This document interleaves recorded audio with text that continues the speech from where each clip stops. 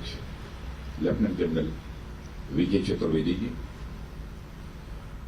उत्तर प्रदेश सरकार के विधि एवं न्याय मंत्री श्री ब्रजेश जी पाठक,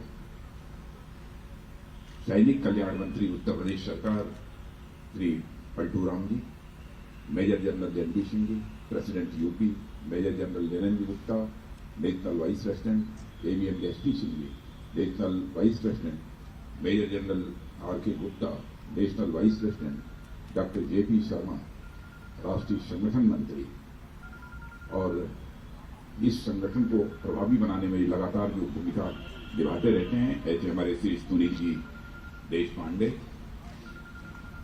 और इस कार्यक्रम में मौजूद हमारे सभी सम्मानित पूर्व सैनिक। जिस समय चतुर्वेदी जी अपना भाषण कर रहे थे उसमें उन्होंने कहा कि रक्षा मंत्री जी के उपस्थित होने से हम बहुत ही प्रसन्न हुए हैं और हम गौरवान्वित हुए हैं। हकीकत यह नहीं है, हकीकत यह है कि आप सबके बीच आकर मैं स्वयं को गौरवान्वित महसूस कर रहा हूं। वैसे इसके पहले भी पुणे में भी जयपुर में भी कई कार्यक्रम जो पूर्व सैनिकों के हुए हैं उनको संबोधित कर चुका हूं, लेकिन इस अपने कार्यक्रम में पूर्व सैनिक सेवा परिषद के कार्यक्रम में ये उपस्थित होने का ये पहला अवसर है। अब चतुर्वेदी जी ने इस बात के लिए आभार व्यक्त कर दिया कि आपने बड़ी कृपा की कि हमको 27-28 दिन के अंदर रजिस्ट्रेशन करा दिया। अरे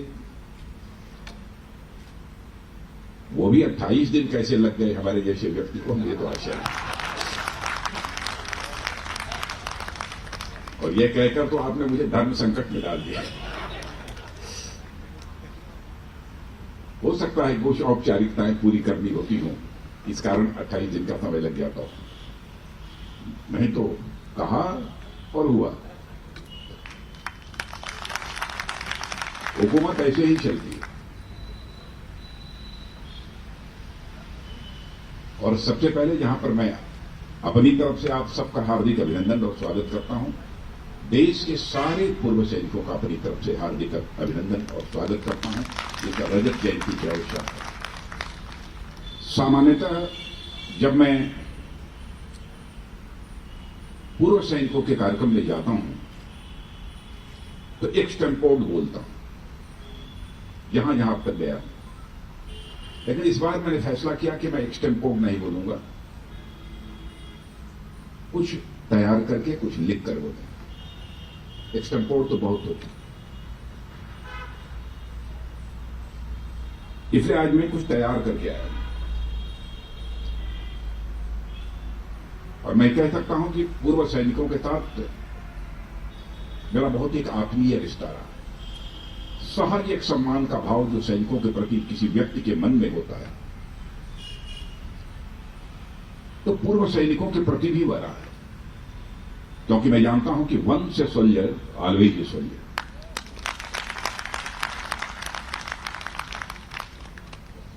और मैं जानता हूं कि आप लोगों को जिससे कुर्सी से उठे यदि आपसे बातचीत की जाए तो भले ही उम्र 82 साल की हो गई हो, लेकिन जज्बा वही रहता है बातचीत करने का।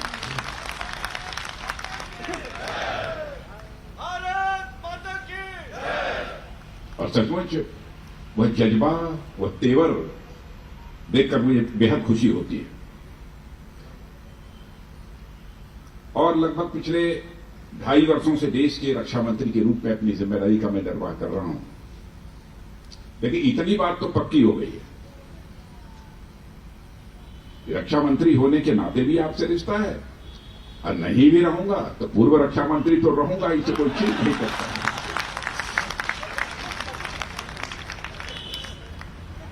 यानी हमारा आपका रिश्ता पक्का।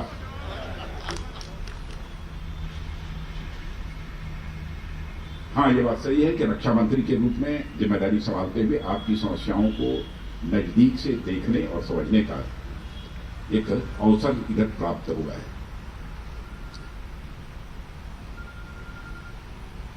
और पूर्व सैनिकों के साथ बातचीत करने के दौरान जो सबसे बड़ी बात मुझे समझ में आती है जिसे प्रायः मैं कहता हूं, इस देश का कोई भी सैनिक सचमुच कभी पूर्व सैनिक बनता ही नहीं, कभी बनता ही नहीं। सेना की सक्रिय सेवा से रिटायर होने के बाद भी इस देश के पूर्व सैनिकों ने, सारे पूर्व सैनिकों में देश के लिए कुछ कर गुजरने का एक उनके अंदर जज्बा होता है। और मैं मानता हूं कि यह जज्बा का पूर्व सैनिक हो जाने के बाद भी कायम रखना, यह बेजोड़ है, यह बेमिसाल है। इसका एक उदाहरण कोविड पैंडेमिक के दौरान हम दे देगा। कई स्थानों पर मुझे जाने का भी मौका मिला है, और केवल कोविड पैंडेमिक के दौरान नहीं, बल्कि मुझे इस बात की खुशी हुई कि वैक्सीनेशन को लेकर जब तरह तरह के कंफ्यूजन्स पैदा किए जा रहे थे, लोगों के अंदर एक अवेयरनेस पैदा करने के लिए इस वैक्सीनेशन को लेकर भी मैंने देखा कि हमारे पूर्व सैनिक उस पर अपनी भूमिका निभा रहे हैं कि नहीं, सबको वैक्सीनेशन कराना चाहिए। मुझे लगा कि शायद बचपन से ही जो सेना में जाते हैं उनके अंदर एक सेवा का भाव होता है, और मैं तो बराबर कहता हूं जिनके अंदर सेवा करने का भाव है वो केवल व्यक्ति की सेवा नहीं करता है, वह नारायण की सेवा करता है जो पूरी सृष्टि का संचालन करता है। और यह भाव आप लोगों के अंदर बराबर आता है। और जब हॉस्पिटल बेड्स और डॉक्टर्स, पैरामेडिक, इन सब सारी चीजों की कमी महसूस की जा रही थी, तो एक बार अपने डिफेंस मिनिस्ट्री के सारे ऑफिसर्स की मैंने मीटिंग बुलाई और मैंने कहा कि हमारे जो मिलिट्री हॉस्पिटल्स हैं उनका भी उपयोग यदि वैकेंसीज हैं वहां पर तो सिविलियंस के लिए किया जाना चाहिए। मुझे खुशी है कि हमारे तीनों सर्विसेज के चीफ, सीडीएस, डिफेंस सेक्रेटरी जितने भी मौजूद थे, सबने एक स्वर से कहा कि साहब कल इसका जो है इस आदेश निर्गत कर दिया जाए। और जो लोग भी डिफेंस के हॉस्पिटल्स में जो एडमिट हुए हैं वहां से लौटने के बाद सबने उसकी भूल प्रशंसा की है। एक हमारे यहां के लखनऊ के ही बार एसोसिएशन के अध्यक्ष शुक्ल जी हैं, उनकी हालत बहुत बिगड़ चुकी थी, परिवार के लोग भी निराश हो चुके थे, लेकिन वहां से लौटने के बाद जो जिस प्रकार की उन्होंने प्रशंसा की है वहां के डॉक्टरों की सेवा की, उसके संबंध में जितना ही कहा जाए वो कम है। और दूसरी तरफ भारतीय सेना के तीनों अंग देश में ऑक्सीजन की मांग बढ़ने से उत्पन्न हुई समस्या का समाधान देने के लिए भी पूरी ताकत के साथ वो डटे हुए थे। और कोविड महामारी के दौरान यह भी साबित हुआ है कि जब भी देश पर कोई भी संकट मंडराता है तो भारतीय सेना और भारत के सैनिक, जिनमें कि पूर्व सैनिक भी शामिल हैं, पूरी ताकत से उसके खिलाफ लड़ते हैं और उस पर विजय हासिल करते हैं। साथियों, आज धीरे धीरे देश में कोविड की समस्या को लेकर अथवा कोविड के जो दुष्प्रभाव हैं उनका प्रभाव कम हो रहा है, चीजें वापिस हो रही हैं, सामान्य होने की दिशा में बढ़ रही हैं। और यह कार्यक्रम भी रिटर्न टू नॉर्मलसी का ही एक जीता जागता उदाहरण है कि कोविड के कारण पिछले साल आपकी इस संस्था का रजत जयंती समारोह नहीं हो पाया, शायद उसी के कारण ये एक वर्ष इसमें विलंब हुआ है। इसलिए आप लोग इस साल 2021 में अपनी संस्था की स्थापना की सिल्वर जुबली मना रहे हैं। अब यह भी एक सुखद संयोग है कि जब आप अपनी संस्था की स्थापना की सिल्वर जुबली मना रहे हैं तो उसी समय 1971 में हुए भारत पाकिस्तान युद्ध का स्वर्णिम विजय दिवस भी मनाया जा रहा है, यानी उस घटना को 50 वर्ष पूरे हो गए। पिछले महीने में बेंगलोर में एयरफोर्स द्वारा आयोजित 1971 की जीत के गोल्डन जुबली समारोह में मैं शामिल हुआ था, और उस कार्यक्रम में मुझे कई ऐसे पूर्व सैनिकों से भेंट करने का अवसर प्राप्त हुआ जिन पूर्व सैनिकों ने कहा कि 1971 की लड़ाई में मैंने भी भाग लिया था। उनसे मिलकर मुझे बेहद खुशी हुई और उनसे बात करके सचमुच जो मुझे अनुभूति हुई है वह मैं शब्दों में बयान नहीं कर सकता। उसमें कुछ लोग ऐसे थे जिनकी की उम्र 86-87 हो चुकी थी, 85, 86, 87 हो चुकी, हमारा क्या अनुभव रहा उसको मैं शब्दों में नहीं बांट सकता हूं। लोग इतिहास पढ़ते हैं, मगर 1971 में यह युद्ध में भाग लेने वाले हर भारतीय सैनिक ने, मैं कहूंगा, उन्होंने इतिहास बनाया है। और हमने 1971 में भाग लेने वाले हर सैनिक पर नाज है। कोई भी युद्ध हो, किसी भी युद्ध में यदि हमारा सैनिक भाग लेता है तो स्वाभाविक रूप से एक मन के अंदर उसके प्रति एक स्वाभिमान का भाव मन के अंदर पैदा होता है।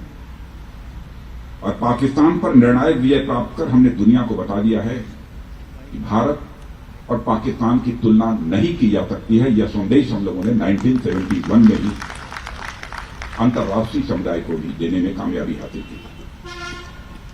अब आज जहां तक भारत का प्रश्न है, भारत की गिनती दुनिया के सबसे कद्दावर देशों में की जाती है।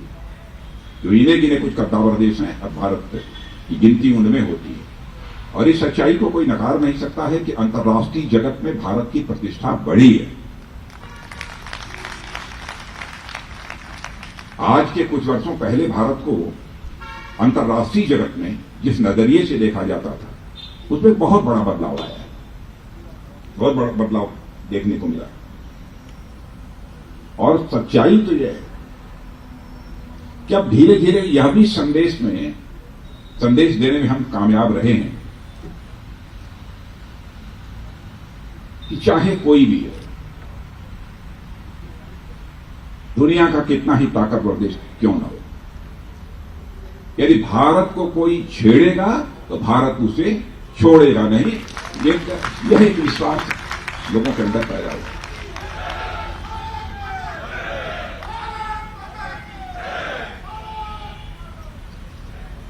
लोग कहते थे कि आतंकवाद के खिलाफ लड़ाई लड़ने की ताकत, कुव्वत यदि किसी के पास है तो अमेरिका के पास है, तो इजराइल के पास है। लेकिन अब हालात बदल गए। अब दुनिया यह मानने लगी है कि नहीं, आतंकवाद के खिलाफ लड़ने की कुव्वत भारत के पास भी है। सर्जिकल स्ट्राइक करके भी हम लोगों ने दिखा दिया और एयर स्ट्राइक करके भी हम लोगों ने दिखा दिया। कोई यह उम्मीद नहीं करता, अंतर्राष्ट्रीय जगत के लोग भी यह उम्मीद नहीं करते थे इस तरीके से सर्जिकल स्ट्राइक होगी। यानी उसकी धरती पर जाकर आतंकवादियों का सफाया करना, उनके कैंप्स का सफाया करना, हवा में ऊपर जाकर सर्जिकल स्ट्राइक कर देना, यह कभी कोई उम्मीद नहीं करता था।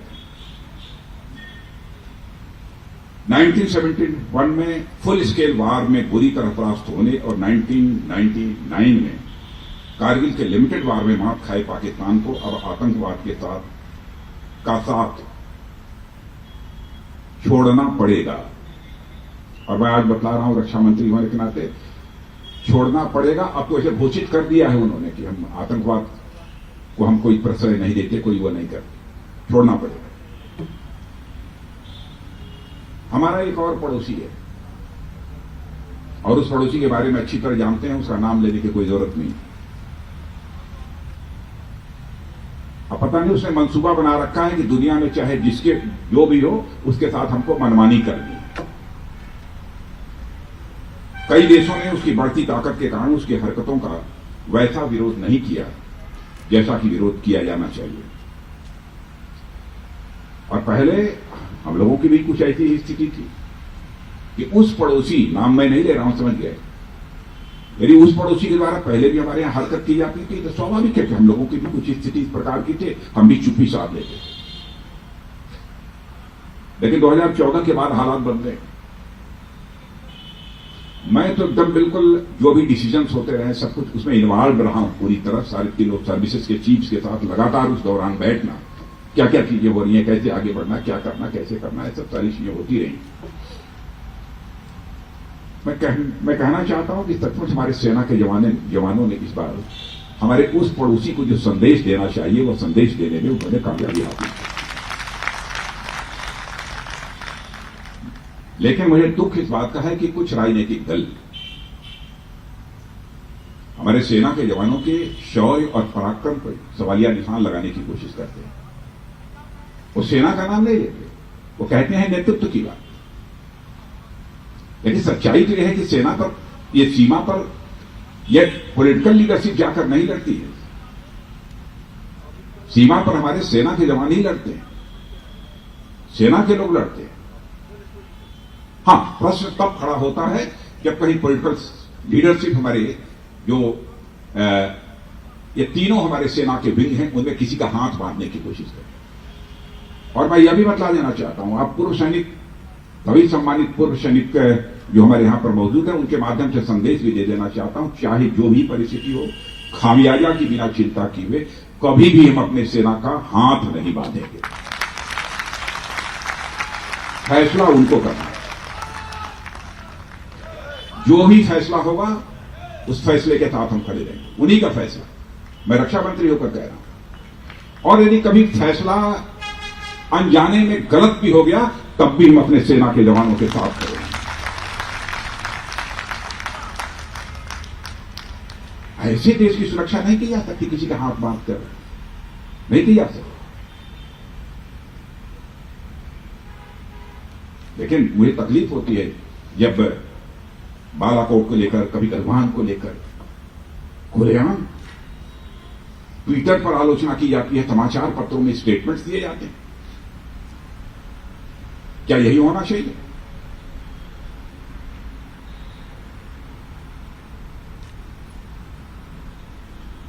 अब एक अरुणाचल प्रदेश में जिन गांव में गांव बनाने की बात हो रही है,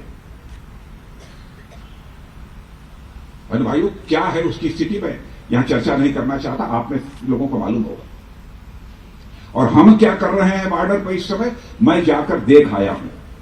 मैं अभिनंदन करना चाहता हूं अपने सेना के अधिकारियों का, सेना के जवानों का।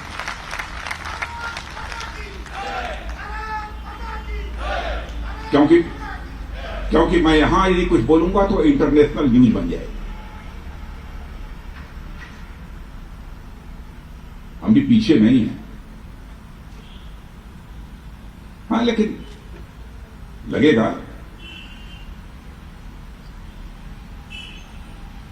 अब इतनी बात तो पक्की हो गई है कि पहले जवाब देने में भी थोड़ा सा हम, लेकिन अब नहीं, चाहे जो कुछ भी हो जवाब देंगे, तो ये स्थिति हो ही गई। और राष्ट्रीय सुरक्षा को लेकर हमारी नीति पूरी तरह से स्पष्ट है और शांतिप्रिय देश के रूप में हम सारे विश्व में हम जाने जाते हैं। और भारत के इतिहास के पन्नों को पलट करके कोई देखे तो भारत का इतिहास रहा है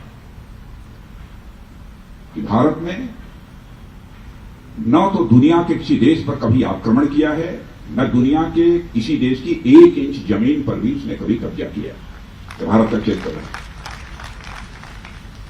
और जो आर्म फोर्सेस का हिस्सा बनना अपने आप में बेहद खास होता है। इसके पीछे देश प्रेम की राष्ट्रीय भावना भी मौजूद रहती है, जो किसी भी राष्ट्र के निर्माण के लिए सबसे महत्वपूर्ण होती है, सबसे अहम होती है। और उस राष्ट्रीय भावना का प्रसार हमारी जनता में, खासकर युवाओं में होना आज के समय की बहुत बड़ी मांग है। और यह काम मैं चाहता हूं आप लोगों से के अतिरिक्त और कोई इतनी बेहतर तरीके से नहीं कर सकता है, मैं मानता हूं। और इस दायित्व को भी आप निभा रहे हैं। मेरा हमेशा प्रयास रहता है कि मैं कुछ ना कुछ अपने पूर्व सैनिकों के लिए कुछ ना कुछ करता रहूं। लेकिन आप जानते हैं, आप तो गवर्नमेंट सरकार में रहे हैं, देखा है बहुत सारे लेफ्टिनेंट जनरल्स भी और सारे मेजर जनरल्स, कई लोग हैं ब्रिगेडियर्स भी। सरकार की भी अपनी कुछ सीमाएं होती हैं, लेकिन फिर भी हमारे दिल की चाहत रहती है कि नहीं, होनी चाहिए चीज। और हमारी कोशिश रहती है कि आपकी जो जिम्मेदारियां हैं, पारिवारिक जिम्मेदारियां हैं, उनका बोझ कुछ कम किया जा सके। कुछ ग्रांट्स जैसे penury grants, children education and marriage grants, medical grant आदि उसी दिशा में कुछ ऐसे कदम हैं। कोविड महामारी की मार किसी से छिपी नहीं है और इसका सबसे ज्यादा प्रभाव यदि किसी पर रहा है तो हमारे बुजुर्ग भाइयों और बहनों पर रहा है। इसे देखते हुए लोकल फार्मेशन कमांडर्स को ईसीएचएस पैनल में निजी अस्पतालों को भी शामिल करने के लिए अधिकृत किया है। और इस साल हमने एक ऑनलाइन पोर्टल की भी शुरुआत की है, शायद आप लोगों को जानकारी बात आ गई होगी, जिसके माध्यम से हमारे सैनिक भाई कुछ कॉस्टली आइटम जैसे कार, फ्रिज, टीवी या अन्य कोई आइटम खरीदना चाहते हैं, वह सीएसडी से अब ऑनलाइन मंगवा सकते हैं। ये एक ऐसा पोर्टल जारी किया है। और अगर एक तरफ हमारे पास 15 लाख सर्विंग सोल्जर्स की देखभाल की जिम्मेदारी है, तो दूसरी तरफ लगभग 30 लाख यंग सर्विसमैन का वेलफेयर भी ये हमारी सरकार की जिम्मेदारी ही नहीं है, बल्कि मैं कहना चाहूंगा ये हमारी प्रायोरिटी है, ये हमारी प्राथमिकता है। और हमारे प्रधानमंत्री नरेंद्र मोदी जी के मन के अंदर क्या भाव रहता है आपको बताने की जरूरत नहीं। जो मांग लगभग 30-35 वर्षों से चली आ रही थी, उसको प्रधानमंत्री बनने के साथ ही 1 रैंक 1 पेंशन की मांग को चुटकी बजाकर हमारे प्रधानमंत्री ने पूरा कर दिया। ठीक है, एक रिवीजन की है, उसकी बात मैं जानता हूं हमारे संज्ञान में है, वो चीजें चल रही हैं, उसका भी समाधान निकलेगा। साथियों, सैनिकों के सम्मान और कल्याण के लिए हमारी सरकार पूरी तरह से प्रतिबद्ध है। मैं यह आश्वस्त आपको करना चाहता हूं। और 2006 से पहले रिटायर हुए हवलदार जिनको नायब सूबेदार के रैंक में रिवाइज पेंशन का लाभ नहीं मिल रहा था, मैंने मंत्रालय को नई व्यवस्था बनाने को कहा और फरवरी 2020 में ऑर्डर हो गया। अब प्री 2006 में रिटायर्ड हवलदार जिनको ऑनरी नायब सूबेदार का रैंक मिला, उन्हें भी रिवाइज पेंशन का लाभ मिल रहा है। ऐसे करीब 75,250 ऑनरी नायब सूबेदारों को लाभ मिला है। 60 सर्विस कमीशन के माध्यम से सेना में आए अधिकारियों की शिकायत थी कि सेवा से मुक्त होने के बाद उन्हें रैंक लगाने की इजाजत नहीं थी। इससे कई युवा सेना की नौकरी करने से कतराते थे। मैंने फैसला कर दिया कि 60 सर्विस कमीशन से सेवा मुक्त हुए अधिकारी भी अपनी रैंक का उपयोग कर सकते हैं। और इस साल मार्च में नियमों में संशोधन कर दिया गया और अब वह शिकायत भी दूर हो गई। साथियों, 50 सालों में नेवी और एयरफोर्स के पर्सनल के लिए पेंशन रेगुलेशन को रिवाइज ही नहीं किया गया था। हमने दिसंबर 2020 में तीनों सेनाओं के पेंशन रेगुलेशन की रिवाइज करने के आदेश दे दिए, उसको रिवाइज किया गया। पहले बैटल कैजुअल्टी के मामलों में केवल 2 लाख रुपए की यक्स ग्रेशिया राशि प्राप्त होती थी, उसको बढ़ाकर 8 लाख रुपया कर दिया गया। 2 लाख से बढ़ाकर सीधे आ गया। जब फाइल आई तो प्रपोजल कुछ और था, लेकिन मैंने कहा और बढ़ाया। पूर्व सैनिकों की पेंशन से जुड़े मामले अटके भटके और लटके नहीं है। इसके लिए डेडिकेटेड पेंशन ग्रीवेंस सेल मौजूद है, जिसमें 97% मामलों का सफलतापूर्वक निस्तारण हो रहा है। और यदि कोई शिकायत है तो अभी हम लोग बातचीत करेंगे, मिलेंगे, मैं आपसे जानना चाहूंगा ताकि मैं उसका समाधान कर सकूं। पूर्व सैनिकों के परिवारों को ईसीएचएस की सुविधा बड़े पैमाने पर बढ़ाई गई है और अब यह सुविधा world war second, world war 2 के वेटरन्स, इमरजेंसी कमीशन ऑफिसर्स के साथ साथ 60 सर्विस कमीशन के अधिकारियों को भी दी जा रही है। साथियों, हमारी सरकार ने सीडीएस गठन करने के बाद डिफेंस मैनेजमेंट की दृष्टि से आजादी के बाद हुए सबसे बड़े डिफेंस रिफॉर्म में से एक रिफॉर्म ये किया है। और इस निर्णय से फोर्सेस के बीच ज्वाइंटशिप धीरे धीरे बढ़ रही है, लेकिन अभी ब्रेन स्टॉर्मिंग का सिलसिला ये चल रहा है। सेनाओं में कोऑपरेशन और बेहतर और प्रभावशाली तरीके से बने, यह कोशिश है। और इस दृष्टि से थिएटर कमांड नई व्यवस्था पर भी हम लोग इस समय काम कर रहे हैं। पिछले महीने एक और बड़ा डिफेंस रिफॉर्म हमारी सरकार ने किया है और वह है ओएफबी का कॉर्पोरेटाइजेशन, जिसके बारे में आप सबको समाचार पत्रों के माध्यम से जानकारी होगी। अब 7 ये कंपनियां बना दी गई, पब्लिक सेक्टर अंडरटेकिंग्स होंगी, पीएसयूज होंगी। अब लाभ हानि का फैसला नहीं करना, हर चीज के लिए सरकार पर में आश्रित नहीं रहना पड़ेगा। लेकिन अभी नई कंपनियां यह बनी हैं, नई पीएसयूज बने हैं, इनकी हैंड होल्डिंग हम 5 साल तक करेंगे ताकि कोई कठिनाई ना आने पाए। लोग कहते थे कर्मचारी आंदोलन करेंगे, यह होगा वो होगा, तरह तरह की समस्याएं। लेकिन मैं सचमुच ऑर्डिनेंस फैक्ट्री बोर्ड के कर्मचारियों के प्रति भी आभार व्यक्त करना चाहता हूं। एक बार की हमारी उनकी मीटिंग हुई, उसके बाद उन्होंने पूरी तरह से इसमें सहयोग किया। और मैं ऑर्डिनेंस फैक्ट्री बोर्ड का कॉर्पोरेटाइजेशन भी एक बहुत बड़ा रिफॉर्म मानता हूं। और आपको इस बात की जानकारी होगी कि भारत लंबे समय तक दुनिया की इंपोर्टिंग कंट्रीज में नहीं गिना जाना चाहिए, बल्कि भारत अब दुनिया की एक्सपोर्टिंग कंट्रीज में आकर खड़ा होना चाहिए। इसके लिए भी कुछ मेजर स्टेप्स हम लोगों ने लिए। 209 ऐसे आइटम्स की एक पॉजिटिव लिस्ट भी हम लोगों ने जारी की है। और मैं यह भी जानकारी देना चाहता हूं, 209 आइटम्स की लिस्ट जो जारी की है, इसके अलावा और भी आइटम्स की लिस्ट जारी करने पर भी हम गंभीरतापूर्वक विचार कर रहे हैं।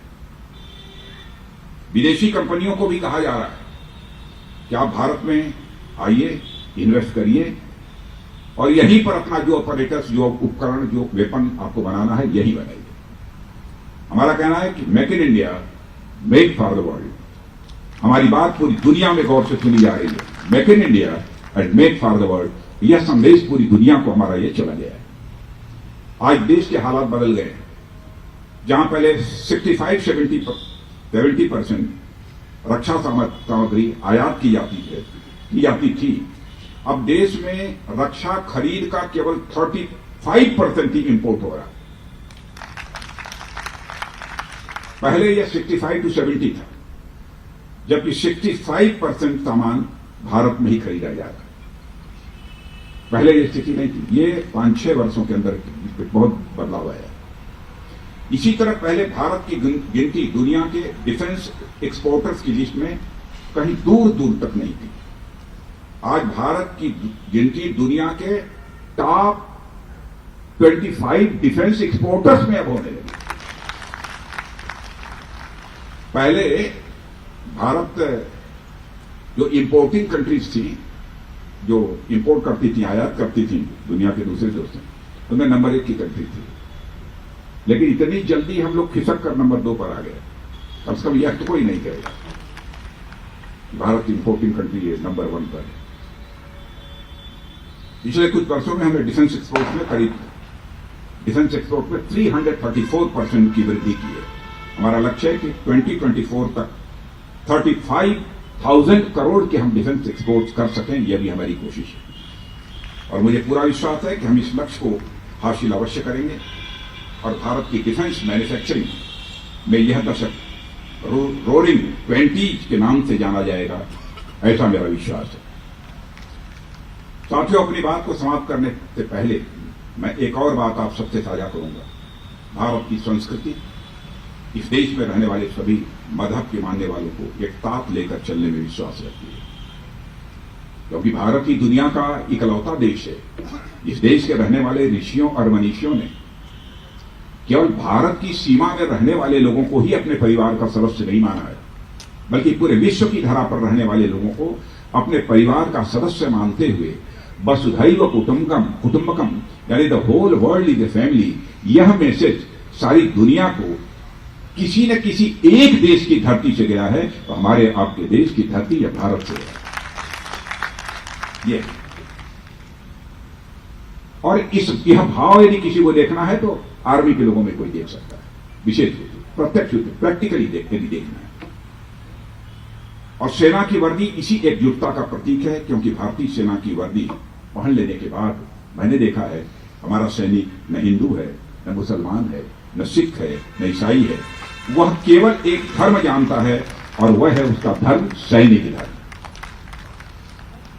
याद करिए 1971 की उस लड़ाई को, क्या हम कभी सोचते थे कि पूरे जंग की कमान संभालने वाले जनरल मानेकशॉ एक पारसी थे। उसी समय एयरफोर्स के चीफ पीसी लाल हिंदू थे। नॉर्दर्न सेक्टर में उस समय तैनात मार्शल लतीफ मुस्लिम थे और ईस्टर्न कमांड में तैनात लेफ्टिनेंट जनरल जगदीप अरोड़ा एक सिख थे। हमें ध्यान नहीं आता, क्योंकि सैनिक वर्दी पहनने के बाद सिर्फ एक ही पहचान रह जाती है, जिस पहचान की हमने चर्चा की। बहुत बड़ी बात है। यह भारत की संस्कृति के अनुरूप, भारत की कल्चर के अनुरूप आपका यह आचरण है।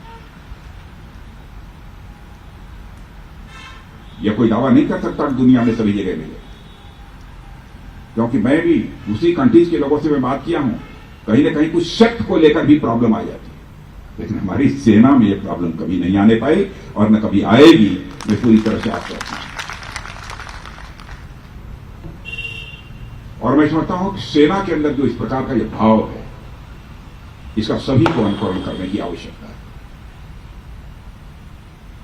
और देश की सीमा पर रहकर देश की सेवा करना एक सैनिक का धर्म तो है ही, साथ ही देश के अंदर रहकर भी देश के प्रति अपने कर्तव्यों का ईमानदारी से निर्वाह करना भी एक सैनिक धर्म है।